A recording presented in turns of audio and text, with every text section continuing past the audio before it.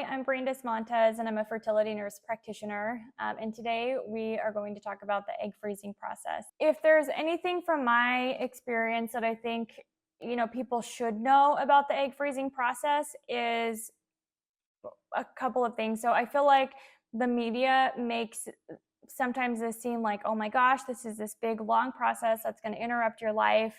It's going to put you into menopause faster. You're going to go through horrible mood swings. You're going to feel horrible after. You're going to gain a ton of weight. And again, everyone's experience is so different. It doesn't put you into menopause, but it's not something that has to interrupt your life.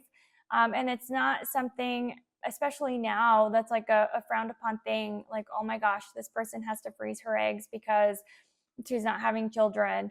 I think for me, it was super empowering, and it's kind of, it helps me to feel more comfortable with where I'm at, because now I don't have to rush into something that, I may not be ready for.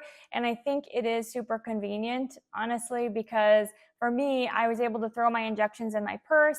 If I was at dinner with friends, I could just run to the bathroom, give myself the injection, and then go back out to what I was doing. And so for me, it didn't interrupt my life really at all. And the other part of it was, I didn't experience all of these side effects that people usually have. My estrogen did get pretty high, and so I was scared because, seeing patients or seeing other people, I was constantly anticipating, okay, when am I going to start feeling horrible? And I never got that.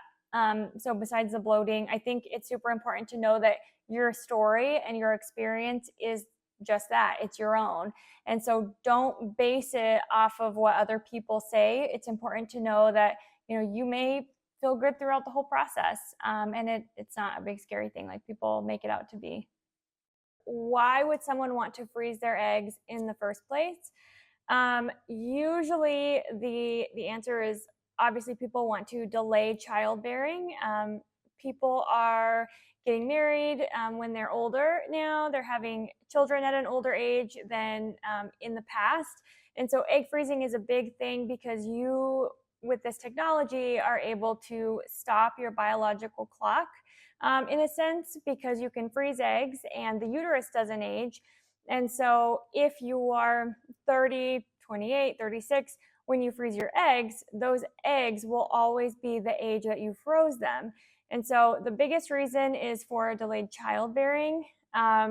Another reason people may want to freeze their eggs is if you are trying to basically weed out diseases that may run in your family down the line. And so the younger you are when you do this, the easier it is to get more eggs and to get chromosomally normal eggs. If you carry a single gene disorder in your family, so things like muscular dystrophy, cystic fibrosis, BRCA1 and 2 genes, the genes that can cause breast cancer.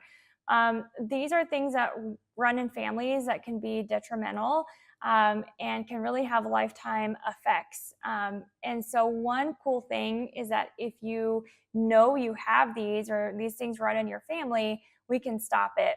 And so if you freeze your eggs and then eventually have either donor sperm or a partner's sperm fertilize those eggs, we can do two different tests we do. So one is called pre-implantation genetic testing for aneuploidy, and that's PGTA.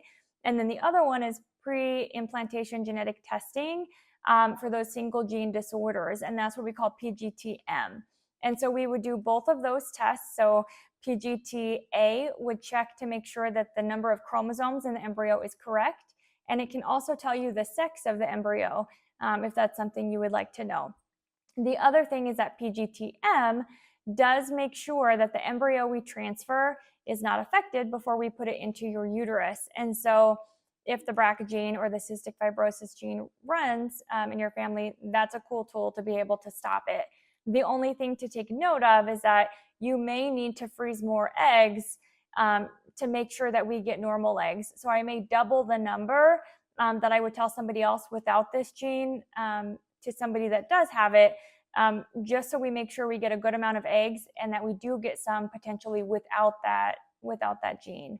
Is there a perfect age for egg freezing? I would say the biggest answer, just in general, is younger than 37.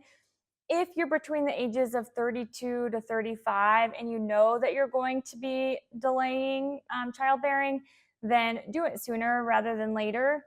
I'm a big advocate for sooner is always better. I froze my eggs at 28 last year. And for me, I didn't want to wait to see, okay, well, maybe I'll meet someone and have children, or I have PCOS, so my egg reserve is a little bit higher. And so I didn't want to wait and see, I should have done this last year, because now my reserve is really low and it's going to be harder to get eggs. So really, those are the general answers: below 37, 32 to 35 if you know you're going to delay childbearing, but really the younger the better.